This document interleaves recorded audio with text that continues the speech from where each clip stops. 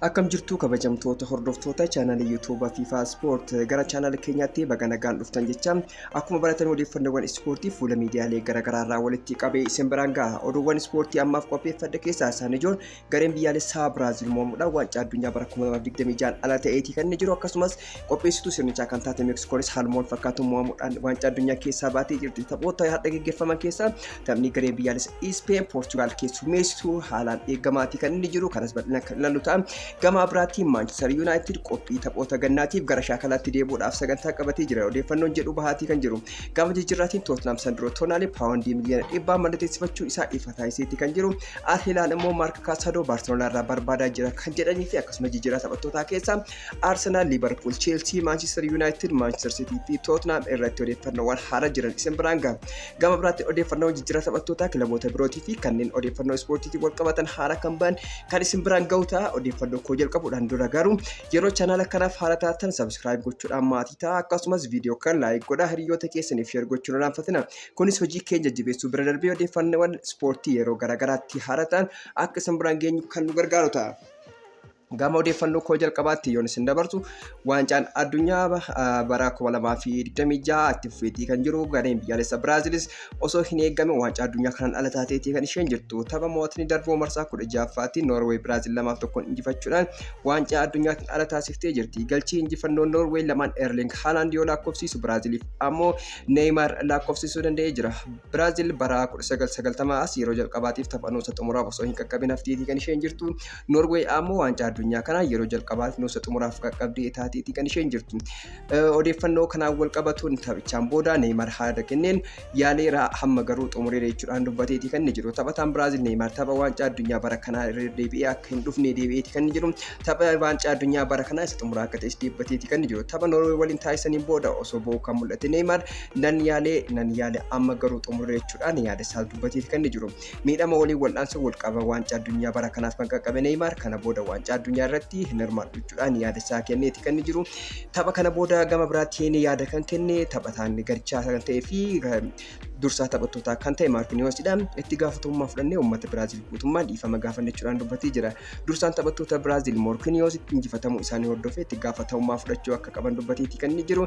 Itti gaafatamummaa kana anaa fi taphattoonni gurguddoon garichaa fudhachuu qabna jechuudhaan dhaloonni haaraan duratti imaltuuf irratti eegama jechuudhaan dubbateeti kan jiru. Dargaggoonni dhiibbaa jalaa ba'uu akka qabanis akeekkachiisee jira. Waan dandeenyu hunda taasifnus gahaa hin turre jechuudhaan uummata Biraazil guutumatti dhiifama gaafachuu qabna jechuudhaan dubbateeti kan jiru. Taphataan kunis uummata Biraazil dhiifama jechuudhaan yaada isaa dabarsee jira.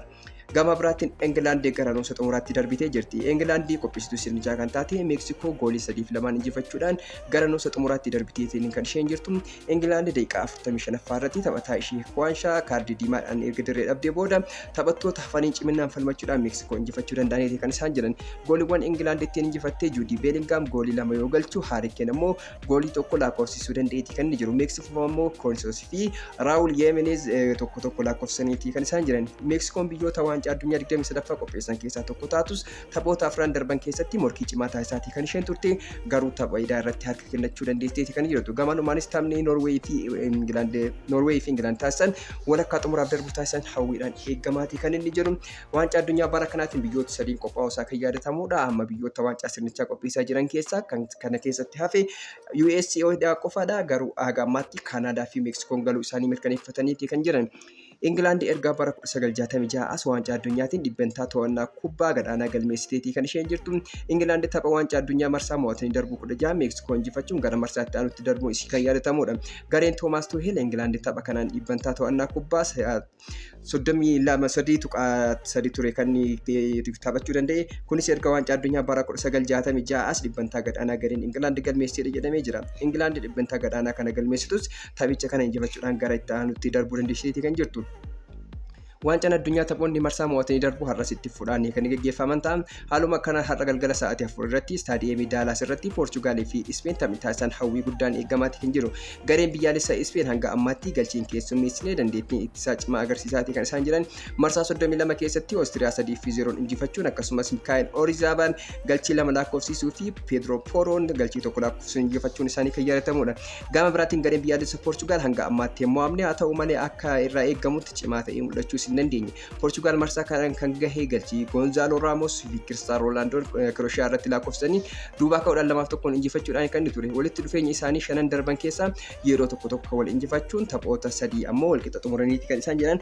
Kanaaf har'a eenyutu gara marsaa xumuraatti darba kan jedhu hawwiidhaan eeggamaatee kan jiru. Akkasumas injifataa tapha kanaa keessaa marsaa itti tapha Ameerikaa fi Beeljiyeem keessaa abbaa injifatee wajjin kan taphatamu ta'an keessattuu dorgommiin Cristiano Ronaldo fi Lamine Yamal taasisan kan eeggamudha. Kanaan dura yaada gaazexeessootaaf kenneen Lamine Yamal Cristiano Ronaldoon eenyuudhaan dubbatuun isaa kan yaadatamudha.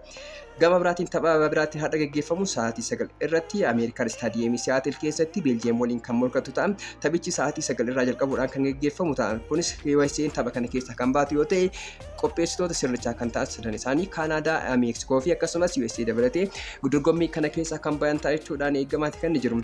Tapha kana booda yaada kan kenne Cristiano Ronaldoon tapha kanaan kan dhaabuu isaa yoo hin taane sababa ani barbaaduuf jechuudhaan dubbateeti kan jiru. Cristiano Ronaldoon tapha waancaa addunyaatiin booda kubbaa miilaa dhaabuu akka barbaadu erga ifoomsee booda yaada kenneeti kan jiru. Cristiano Ronaldoon tapha Spain faana taasifamuun dura yaada kenneetiin Ronaldoon yaada kenne kana keessatti kanan tapha dhaabu sababa isin gaazexeessitoonni barbaadaniif osoo hin taane sababa ani barbaaduuf jechuudhaan kenneeti kan jiru. Ronaldoon qeeqa gaazexeessota irratti qabu kan ibse yoo ta'u waggaa 23 na cabsuudhaaf yaaltanii garuu bu'aa qabeessa hin turre yeroo qisaasisaa ture jechuudhaan dubbateeti kan jiru. Ronaldoon itti fufuudhaan kan na jaalatan jiru akkasumallee kan na jibban jiru kun qaama jireenyaati jechuudhaan dubbateeti kan jiru.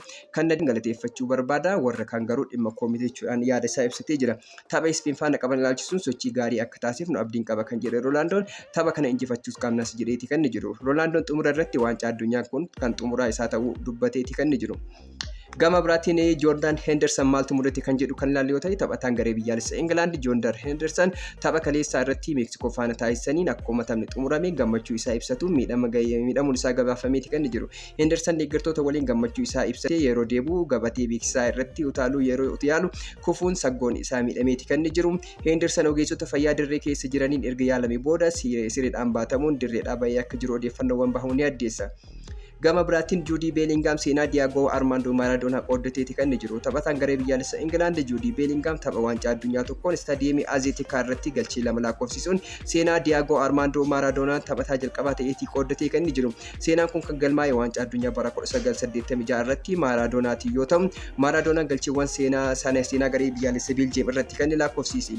Taphataan Real Madrid Jude Bellingham waggoota 40 booda seenaa Diego Armando Maradona qooddachuu danda'eeti kan jiru. England tapha mo'atanii darbuutiin galchii 3 fi 2 Meeksikoo injifattee nuusa xumuraaf ga'uu ishee kan yaadatamudha. Trump Infantino bilbiluu akka qaban dubbataniiti kan isaan jiran. Pirezidaantiin Ameerikaa Donald Trump pirezidaantii FIFA Gianni Infantino bilbilanii akka turan ibsaniiti kan isaan jiran. Donald Trump tapha Ameerikaan Boosniyaa waliin taasistee booda akka bilbilees gabaafameeti kan jiru.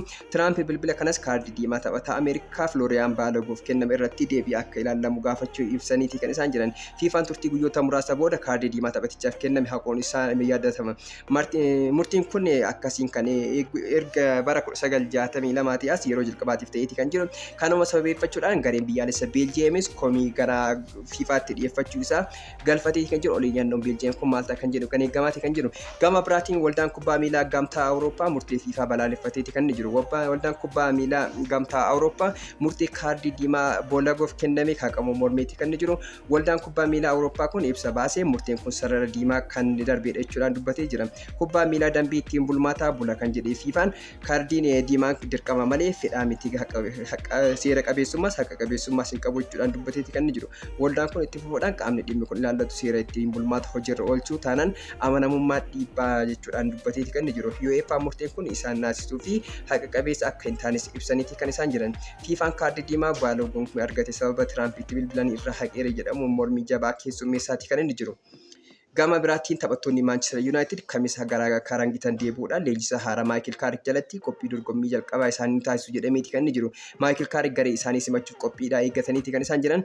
Akkasumas taphattoota dardaraa kilabichaa fi taphattoota muuxannoo qaban tokko dabalatuudhaan shaakala akka jalqaban odeeffannoowwan bahan ni agarsiisu. Karra eegdota irraa Tom Heaton, Dormitan Radkeveetan fi Elio Harson akkasumas irratti Jordan Kamsa, Habiba Guyi, Harry Maguire, Lini Euro, Tyler Frendisco, Aiden Heaven, Luke Shaw fi Harry Amos akkasumas Diago Leon yoo hirmaatan sarara gidduu irratti Dani George, Soku Kone, Jacob Denny, Jack Fletcher, Toby Coyler fi Mason Mount sarara gidduu kilabichaa irratti taphattoota waamichi taasifamedha. Sarara fuulduraa irratti Brian Mbeumo, Shailey, Joshua Zirkzee, Chido Obi akkasumas Gigi Gabriel, Ethan Walti fi Benjamin Sheshkon taphattoota yeroo gannaa kana kilabicha shaakala jalqabaa irratti argaman jedhameeti kan jiru. Taphattoonni waancaa addunyaa irratti hirmaatanii fi boqonnaan kennameef yeroo isaa eeggatanii gargarichaatti ni bakka dabalamuudhaan Manchester Evening News gabaaseeti kan jiru.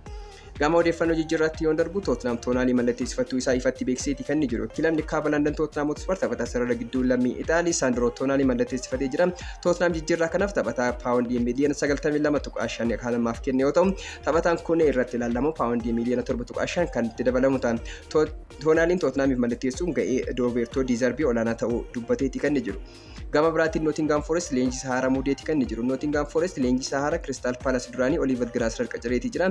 Leenjisaan kun Palace waliin kontiraata kan qabu xumuruu adda ba'uu isaa kan yaadatamu yoo ta'u, amma immoo Nottingham Forest bakka Victor Pereira bu'aniitiin leenjisuudhaaf walii galaniiti kan isaan jiran. Henderson gara Ingilaanditti imaluuf eeyyama waan argateef guyyoota itti aanan keessatti Carringtonitti qorannoo fayyaa isaa taasisuun kontiraata taphataa haaraa Manchester United ta'uun mallatteessifee jedhameeti kan jiru. Gareen biyyaalessaa Biraazil erga kaleessa kuftee booda taphataan kun gara Ingilaand deemuudhaaf eeyyama argateeti kan jiru. Odeeffannoo biraatiin Newcastle United taphataa sarara gidduu lammii Biraazil Andrei Santos mallatteessifachuuf Manchester United waliin dorgommii keessa galaniiti kan isaan jiran. Manchester United taphataa kana mallatteessifachuuf kaleessa gara hojiitti galuu isaa kan yaadatamudha. Gama biraatiin Al Hilal taphataa sarara gidduu Barcelona Marc Casado fudhachuuf hojjechaa jiru jedhameeti kan jiru.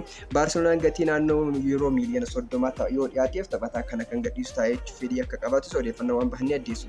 Bakka buutonni Manchester United gara Madrid deemuudhaan dhimma jijjiirraa Alelchomoni irratti marii taasisuuf qophaa'aa akka jiran himameeti kan jiru.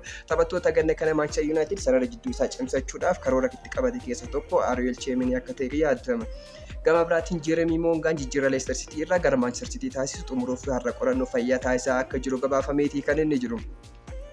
Odeeffannoo jijjiirraa biraatiin Arsenal fi Manchester City taphataa sarara gidduu lammii Morocco Ayoub Boday fudhachuudhaaf morkii irra jiru.